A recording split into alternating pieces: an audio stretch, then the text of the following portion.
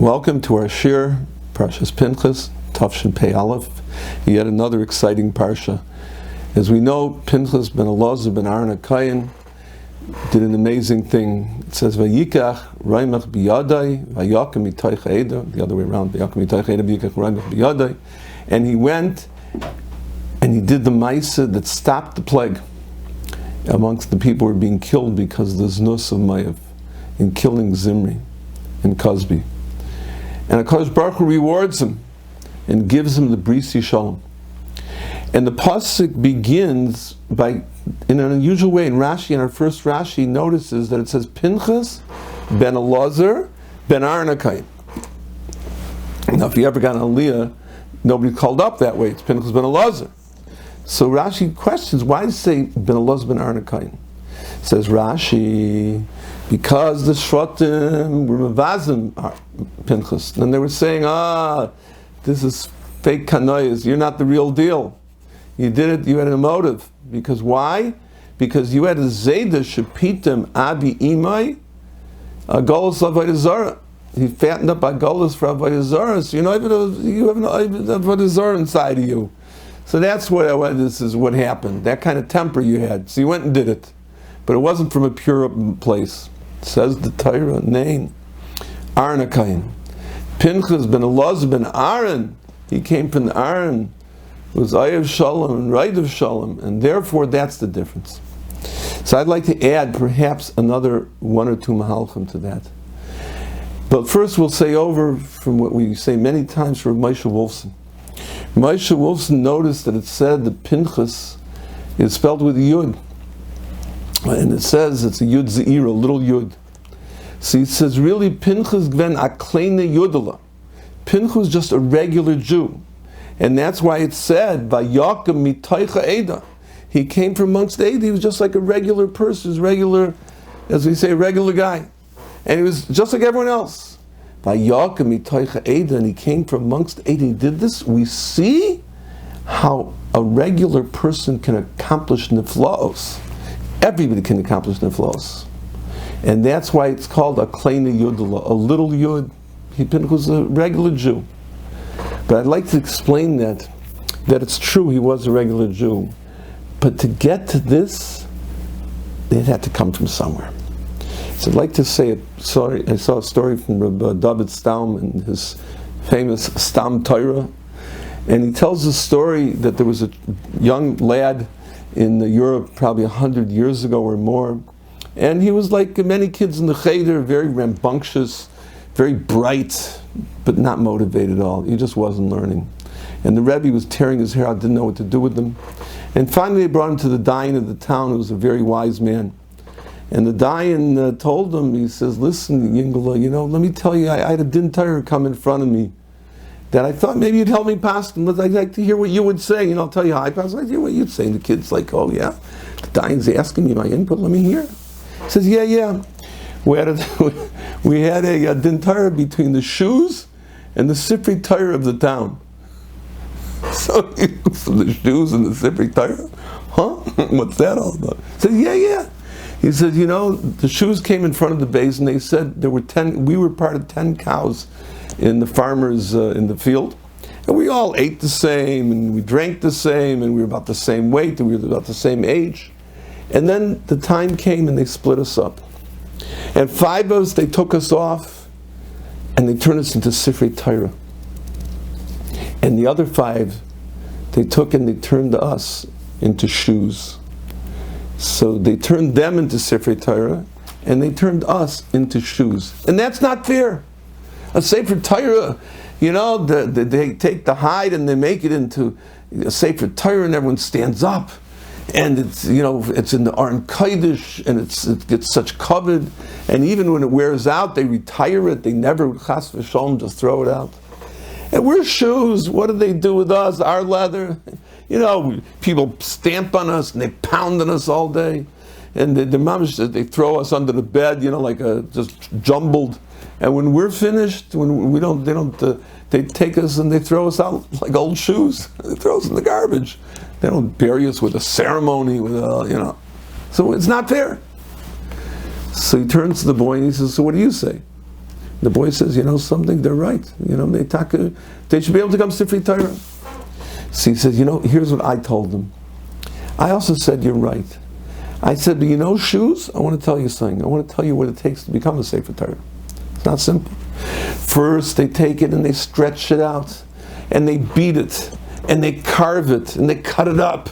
And then the different types, there's different types of hides, and some of them make the grade, and some don't make the grade, and only the best make it in. And it's a very difficult process. But at the end of the process, they become Sifrei Torah. If you're willing to undergo that Yisurim, and that being beaten and being cut up, and all that, I'll arrange the Sefer will turn you into Sifrei Torah. And the Shu said, something that sounds like hard work. Forget about it. We're not interested.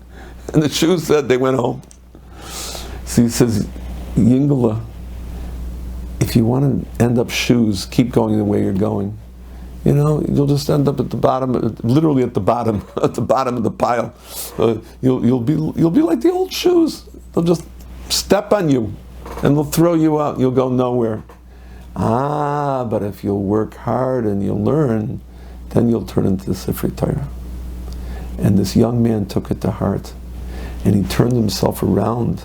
And it was said that he became a Rabbi in the Eitz Chaim Yeshiva in Yerushalayim for over 60 years, because he understood, you want to be a Sefer Torah, you got to work to be a Sefer Torah. You don't want to work, you'll become shoes. You'll become old shoes. Meyerdik. So Pinchos ben Elazar ben Aaron HaKohen, it's very possible that be that he was just a regular person, but there was a lot that went into it that made him ready, that when the day would come that this Nisayan happened, he was ready to spring into action. He was ready to go in there. Sometimes you might not have noticed anything about him. He's just a regular person, like Chana said about Shmuel. I once said he's not too tall and not too short and not too smart and not too dumb. Regular. But there was power inside. But there's another factor. That's factor number one that makes a person his yigiyah. But the truth is a second factor. I remember when I was a teenager, I went to the butcher store. I'll never forget, on Burleigh Avenue, and I went into the store, and I walked in, and they said, "Oh, you're Rabbi Becker's son."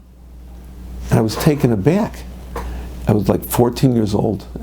I was an American boy, American of Americans, Yankee Doodle, as they say. My father was an Alta Europäische. He was 72 at the time, so he was old enough to be my grandfather. He learned Volozhin Yeshiva. He went as a Talmud of Shimon Shkop, and I'm just this American kid. And right away he said, how do you know I'm Rabbi Becker's son? And they said, what are you talking about? You look like him, you talk like him, you walk like him, your tenuas are like him, everything. And I was nespoil. Here I am. So different in my mind than my father, so different. Different generation, different culture, different everything. But I was my father. Because what my father had put into me, that's who I was. And people don't realize how much they're their parents, how much they're the generation before. There's an expression, they say, ben acher ben. I remember I had an uncle, my uncle Herschel Morgenstern, was a ben acher ben to the Kotzker Rebbe. He was, I think, a great-great-grandson of the Kotzker Rebbe. It was very much like he was a Kotzker, sharp. And I was thinking, why is it Ben Acher Ben? So we think that just means generations. We could say Neched, descendant. What's Ben Acher Ben? And the answer is that every generation that came along put something into the next generation. So the Kotzker put into his son, who put into his son, who put into his son.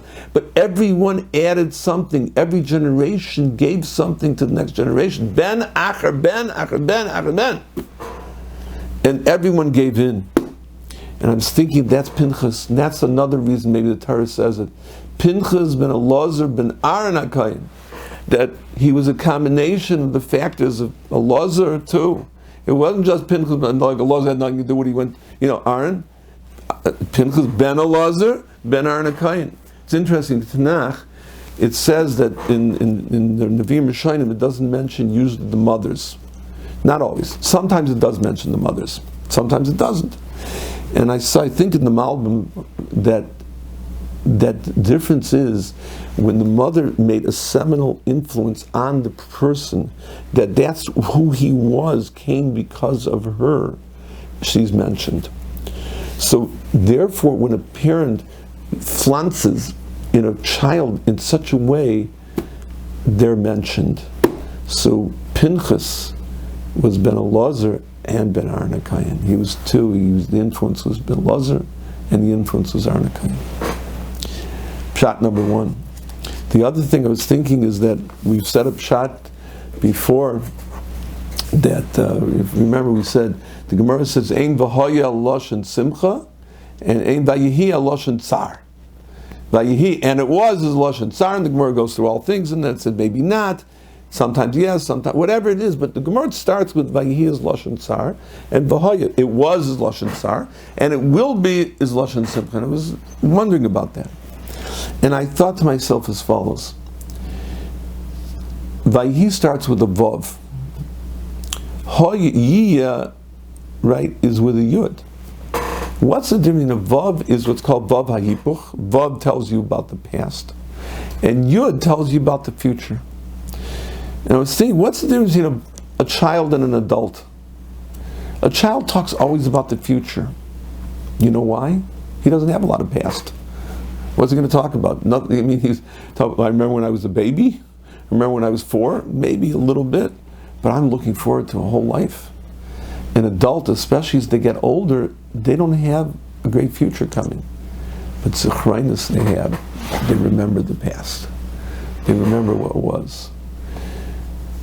So, and they regret that they don't have a future as much, because all they have is a past.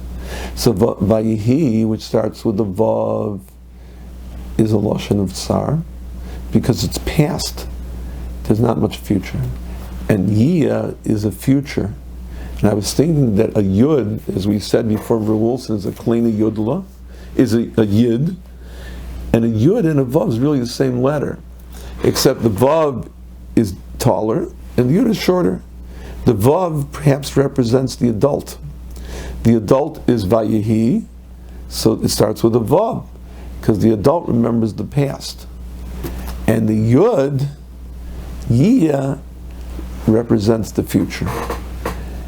And looking to the past is a little bit sad, because we say, not so much future. Looking to the future is filled with simcha and happiness.